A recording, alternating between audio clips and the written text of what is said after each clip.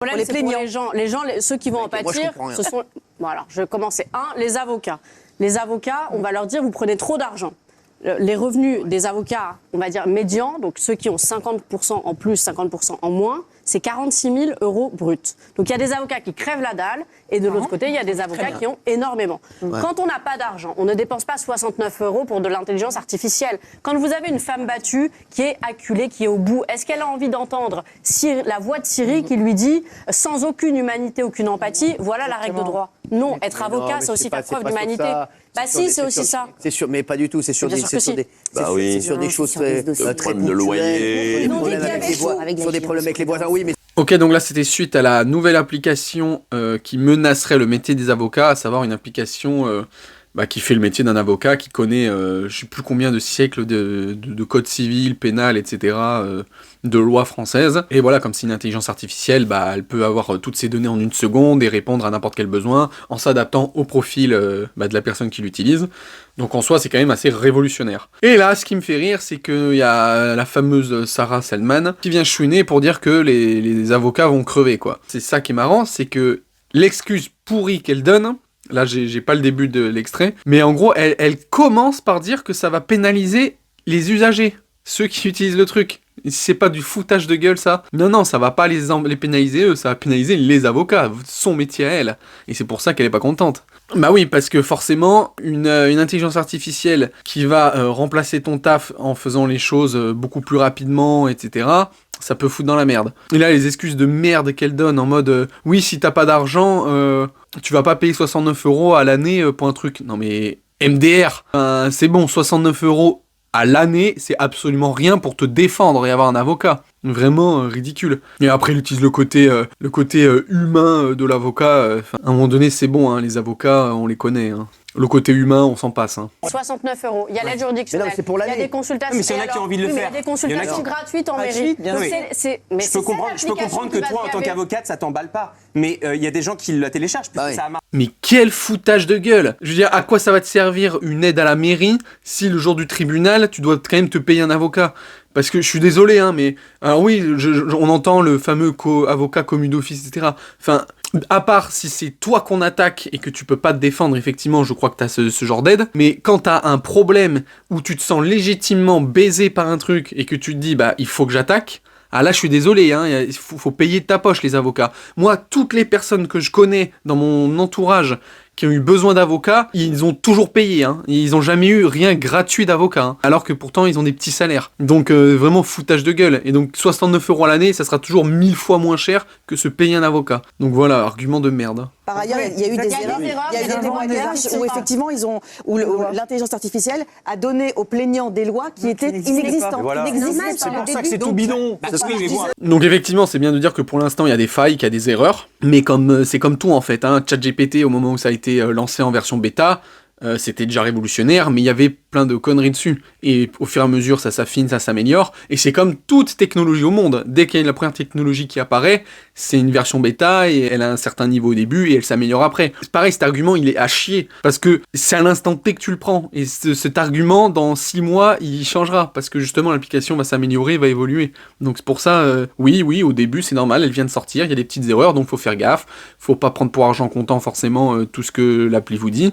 Mais ça peut être un bon socle pour avoir plein de sources et pour après faire le tri soi-même. Mais enfin voilà, oui, c'est le début, il y a des erreurs, mais ça va s'améliorer. L'intelligence artificielle, mais on peut aller plus loin dans la robotisation, l'automatisation des choses, même la délocalisation, même si ça reste dans l'humain. En fait, dès qu'il y a des choses comme ça qui bougent les métiers, l'ordre social et tout ça, vu que jusqu'à présent, ça a toujours touché les classes pauvres ou moyennes, etc., ces gens-là qu'on voit à la télé, là, et les gens qui ont de l'argent, ils s'en battaient les couilles. Parce que justement, alors oui, il y en a, ils vont dire, oh bah oui, les pauvres et tout, mais en vrai, ils s'en branlent. Et de toute façon, ce qu'ils vont te dire, c'est que c'est la marche de l'évolution et du progrès. Oui, on peut pleurer les ouvriers qui avaient plus de travail en usine, etc., comme avant. Mais dans ce cas-là, on peut pleurer les anciens métiers du Moyen-Âge, parce que ces métiers-là ont disparu aussi. Pourtant, les ouvriers qui ont perdu ce métier-là, ils pleurent pas les métiers perdus du Moyen-Âge.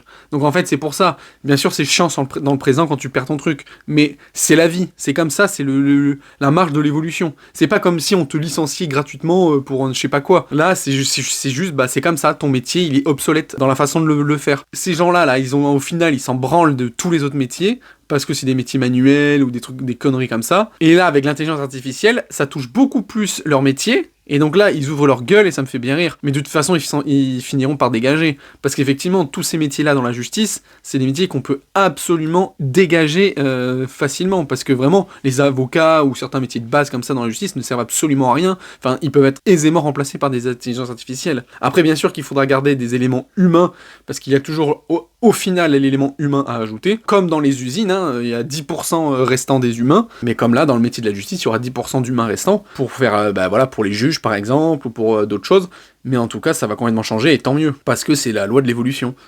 Quand on a tous appris l'arrivée de l'intelligence artificielle, je pense que les gens n'ont pas bien compris. On est passé dans un autre monde.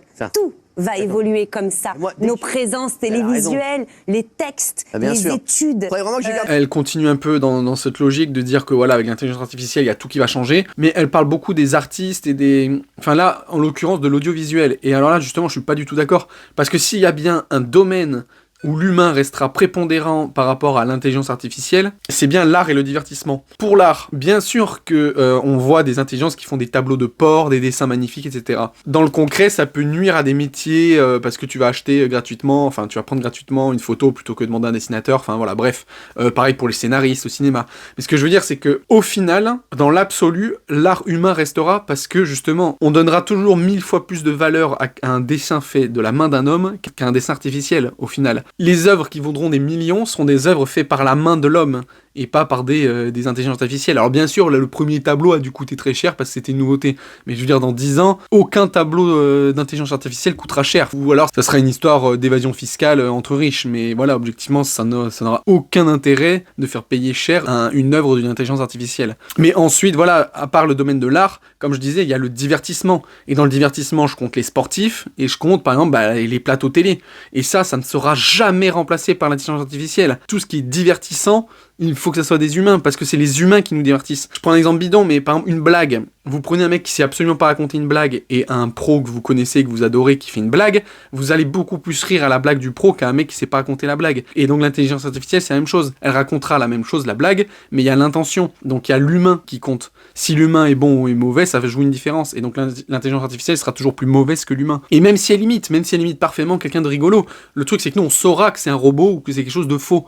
Et nous en fait ce qu'on aime, ça s'appelle l'empathie, hein, c'est une émotion que l'humain et d'autres mammifères et peut-être même d'autres animaux ressentent, mais l'empathie ça fait travailler beaucoup de choses. Et donc en fait le fait qu'on rigole aussi, c'est que ça soit raconté par un humain. Si c'était raconté par un robot, on rigolerait beaucoup moins.